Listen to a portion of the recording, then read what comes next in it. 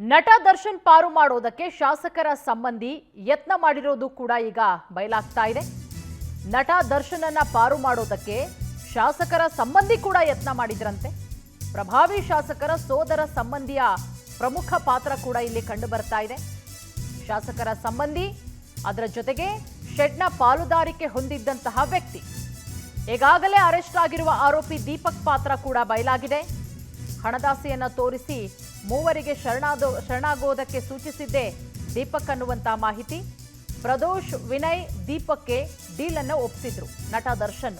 ಗಿರಿನಗರದ ಕಾರ್ತಿಕ್, ಕೇಶವಮೂರ್ತಿ, ನಿಖಿಲ್ ಶರಣಾಗ್ತಾರೆ.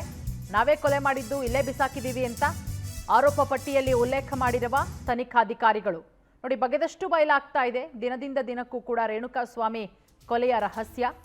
ಈ 3 ಜನ ಏನು ಶರಣಾದ್ರಲ್ಲ, ಇದೆಲ್ಲದರ ಮಾಸ್ಟರ್ ಮೈಂಡ್ ಬಂದ್ಬಿಟ್ಟು ದೀಪಕ್ಕು, ಪ್ರದೋಷು ಹಾಗೆ ವಿನಯ್.